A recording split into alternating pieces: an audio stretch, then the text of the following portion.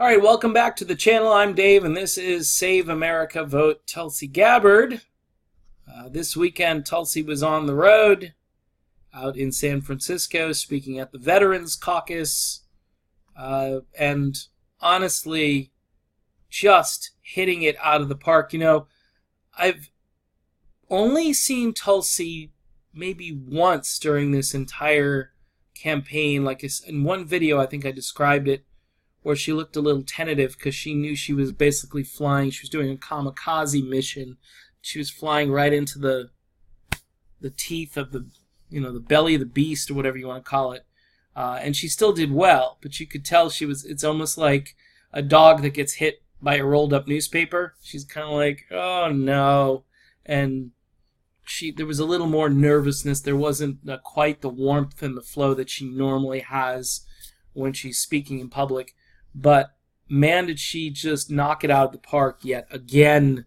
They're talking about veterans' health care here, and a question is asked, in addition to Medicare for all, what other things are needed for the VA and for veterans in general.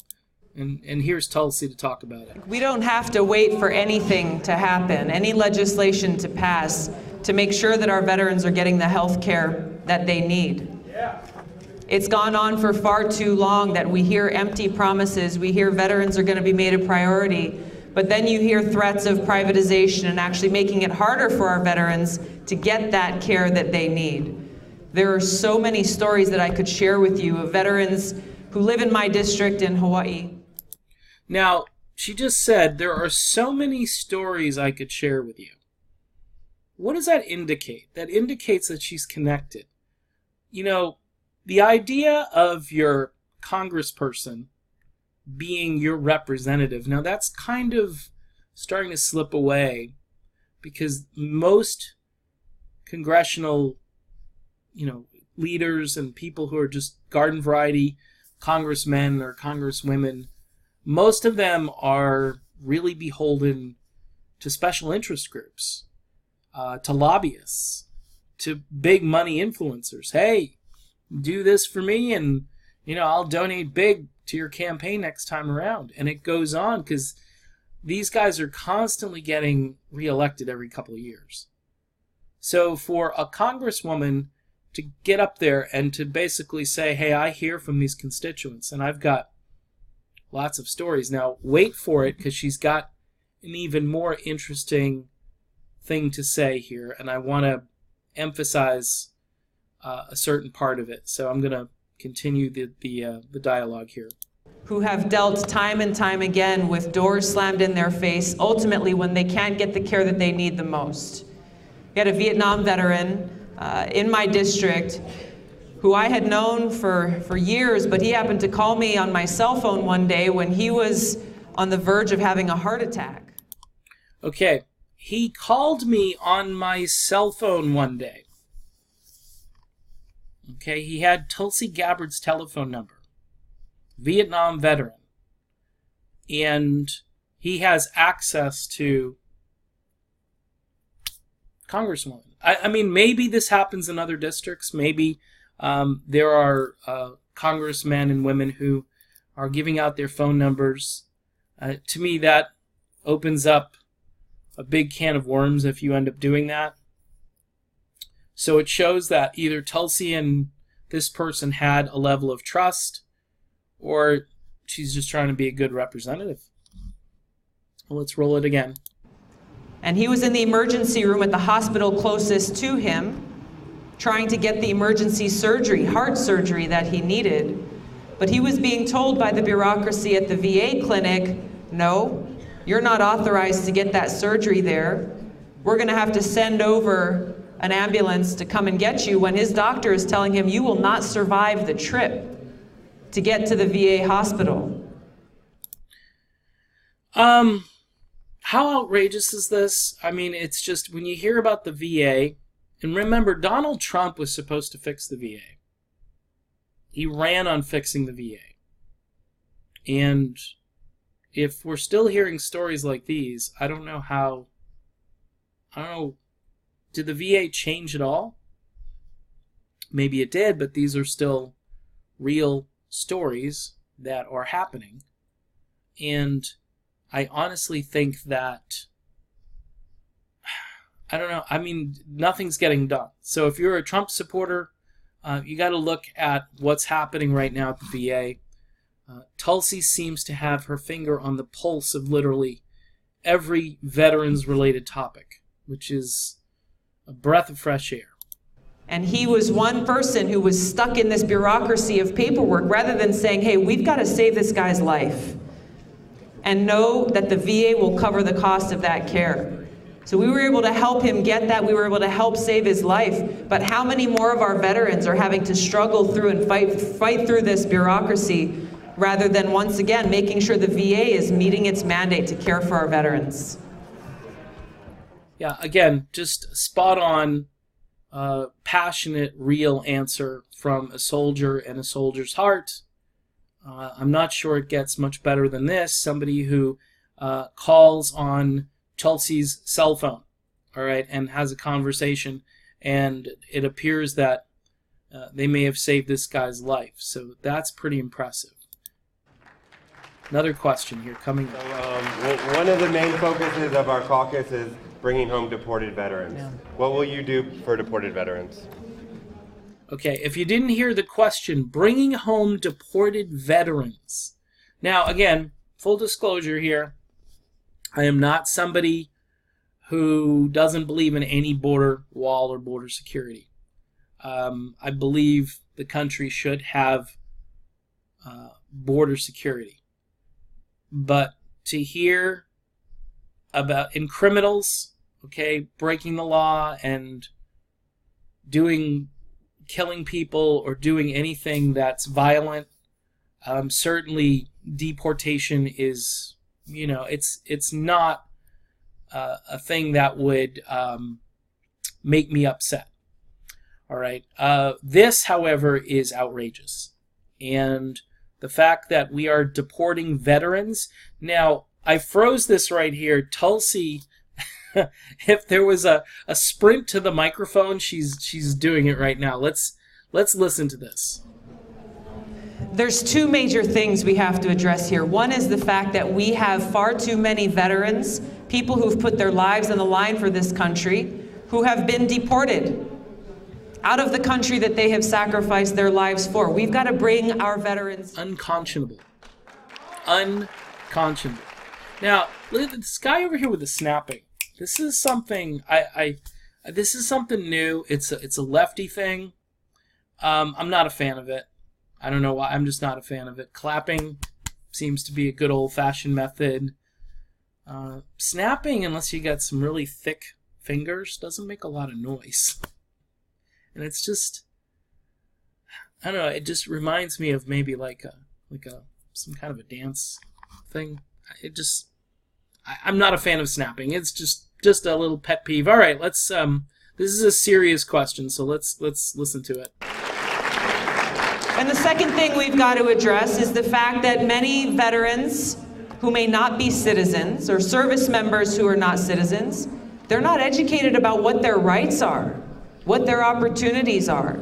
And even those who apply for citizenship, we're seeing now, are getting rejected at higher numbers than those who are not veterans. This dishonors their service, their sacrifice, the sacrifices that are made by their family members. This is just insane, okay? They apply for citizenship and they're getting rejected at higher numbers than non-veterans. And here's the deal, and she touched on it, they're serving the country, okay? And I'm not saying maybe just throw away the background check after that, but if they're willing to put their life on the line for the country, I think you'd want to fast-track their citizenship. I don't think you'd even want to do a process. I think it should be automatic citizenship if you serve in the military. It should be automatic. I don't understand what the left, the right, I think everybody could agree on that. Regardless of what you think about the border and security and immigration in general, I'm sorry, they're going to fight. Now, we're also using them kind of like the Chamber of Commerce does with cheap labor. Like, yeah, let's bring in more immigrants so we can pay them slave wages. That's the thing about immigration, and they're happy to do it because, you know, where they're coming from, there are no opportunities, but we're still taking advantage of them. And this appears to be really taking advantage. Well, you know what? You come in the country, we'll send you off to war. Yeah, we'll clothe you, we'll house you, we'll feed you. But there's this little catch. You're still not going to be a citizen when you're all done. And you might get killed. You know, you might go off to war and you might get killed. So, kind of a no-brainer to make these people into citizens ASAP. I don't know. This is not even an issue. Shouldn't even be an issue. But apparently it's an issue. It is a slap in the face for every single one of them. To go and deploy, to go and to fight in these wars that they had no role in making a decision on, to come home, to apply for citizenship, to be a citizen of the country that they fought for, and then to have the door slammed in their face. That's got to change. Okay, there's a little sample of Tulsi Gabbard again from the Veterans Caucus in San Francisco over the weekend, where she pretty much proves to the entire world that she's ready to be commander-in-chief on day one. On day one. She is the best candidate running for president. She may be the best candidate in my lifetime to have ever run for president. She's largely being ignored by the mainstream media. She does have a growing independent fan base, people who are networking with other independent-minded people, and those people are coming to terms with the fact that we're not going to get good press from the corporate media, and that we do much of our own heavy lifting when it comes to promoting Tulsi Gabbard. I, for one, will continue to sound the alarm and to tell people about Tulsi. Comments on Tulsi's videos are typically overwhelmingly positive. And everybody loves this woman. And the people who don't, they're not watching her. They're just trolling. They're just putting memes out there because they know if more people see and hear Tulsi Gabbard in action, they're going to question every other candidate, and they're going to think everybody is fake compared to Tulsi Gabbard because she comes off as genuine and real and sincere, and she does have a servant's heart. She got into public service because she has a servant's heart. She didn't like the fact that her country was attacked, okay? When her beach back home became, like a dumping ground for, stuff all over, just crap that she was getting tired of seeing, what does she do? She organizes a cleanup. The original environmentalist right there, somebody who says, hey, the beach is a mess, let's go clean it up. This is a doer, folks. This is not a talker. This is somebody, if they got into the Oval Office, they would change the dynamic back to commander-in-chief rather than delegator-in-chief or insecurity leader-in-chief. I mean, these presidents that we've had, the last few of them, Trump included, obviously, just delegate too much of their executive power to people around them. You're in a room with Tulsi Gabbard. Tulsi Gabbard is going to have the final say. This isn't going to be a game of, what do you think, Bob? And, let's go with what Bob says. It'll be Tulsi with some advice from some close, confidential advisors. It will not be the John Bolton presidency. So, in any event, this woman continues to win over hearts and minds. She's got the best platform. She's positioned perfectly to lead our country out of the malaise it's currently in, and she will do so on her first day in office. Guaranteed. All right, I'm done. Tulsi is not. Don't forget, she needs a few more donors, like, 50,000 more donors? Independent donors, donors that haven't given before. So if you haven't contributed to Tulsi's campaign, you can go right here to this link. You click on that link, and even though this is Act Blue, it's a little scary because you're thinking, Act Blue, any blue will do. They're welcoming me back. They're saying, hi, David. I've been here. I did it again the other day. I donated to Tulsi Gabbard. I'm like, I gotta stop. My wife's gonna kill me. But she's just the best. She is the best, and I want her to win. And they make it pretty easy. You can even use PayPal. Oh my. Look at this. And the donations are, all lined up for you. So they make it easy. And I would do it if you haven't done it, because this is a once-in-a-lifetime campaign. I think it is. And, even if she doesn't win and she comes back again, why wait? Why wait for Tulsi? You can vote for Tulsi right now. I'd like to see Tulsi in the Oval Office, in 2021. Imagine the dignity of her taking over for Trump. Imagine you got the game show host. He's on his way out. Again, I'm a former Trump guy, but I have no problem. Just bye-bye, Donald. You had your 15 minutes of fame. It's up. Took 4 years for that 15 minutes to get over with.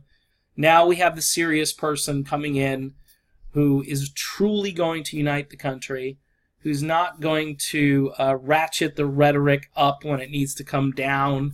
Even if you think you're right about something, you use diplomacy with your own people. You don't weaponize Twitter. It's just crazy what's happened since Trump has taken office. So, Tulsi. It's double Tulsi for you, Tulsi2020.com. And like I said, there was a link back on this page. It's actually tulsi.to/donate-now. She's just great. We just love her. And she better win. She better win, because people better get busy supporting Tulsi Gabbard. All right, I am done. One more time for the page. I'm back. Maybe I'll donate again after I finish with this video. Oh my.